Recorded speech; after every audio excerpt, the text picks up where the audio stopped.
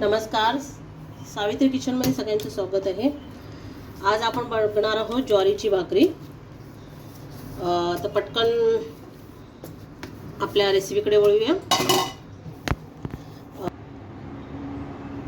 इथे मी ज्वारीची भाकरी त्याचं पीठ मळून घेतलेलं आहे आणि गॅसवर जो आहे तवा तापत ठेवला आहे। पटकन भाकरी जी आहे आपण थापून घेणार आहोत आणि मग भाकरी करणार आहोत। इथे आपण थोडंसं पीठ टाकणार आहोत आणि मग हा जो आपला गोळा केला आहे भाकरीचा तो आपण पिठात थोडासा लुसवून घेणार आहोत, जेणेकरून भाकरी आपली थापताना चिकटणार नाही। आता आपण भाकरी थापायला सुरुवात करूया।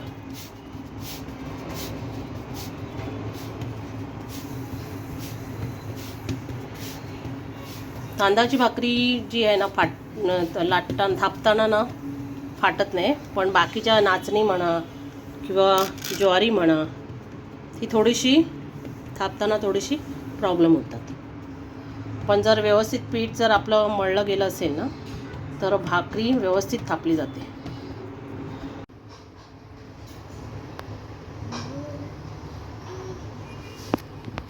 आपली भाकरी आता थापून झाली आहे, तर आपण ही भाकरी जी आहे तव्यावर टाकणार आहोत। वरची साईड आहे ना ती आपण खाली टाकणार आहोत आणि जिथे आपण पीठ लावतो म्हणजे खालची जी बाजू आहे ती वर आली पाहिजे। आता आपण याला पाणी लावून घेऊया।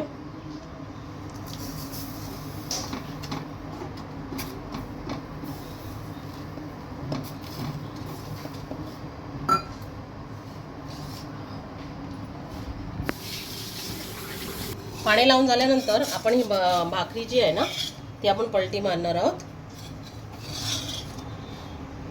त्याच्या अगोदर जो आपला पलिता आहे त्याने पूर्ण कड्या आपल्या ज्या उचलत आहेत की नाही भाकरीच्या त्या बघायच्या आणि मग वेगळून आपण ही भाकरी उलटी करणार आहोत।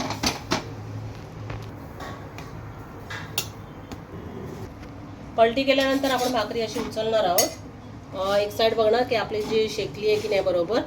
जर शेकली नसेल तर आपण जे आहे एक एक कडा एक साथ घेऊन शेकणार आहोत। एकदा व्यवस्थित कडा शेकल्या गेल्या की मग आपण भाकरी जी आहे उलटी करून फुगण्यासाठी ठेवणार आहोत। आता आपली भाकरी जी आहे व्यवस्थित फुगली आहे।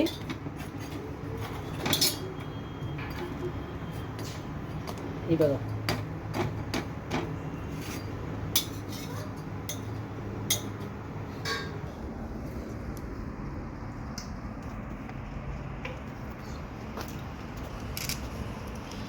तर आजचा आपला मेनू जो आहे ज्वारीची भाकरी, चिकन सुक्का आणि त्याच्याबरोबर कांदा आणि तोंडाला मिरची असा झकास बेत आज केला आहे। तुम्हाला पण आवडला तर नक्कीच सावित्री किचनला लाईक, सबस्क्राईब आणि कमेंट करा।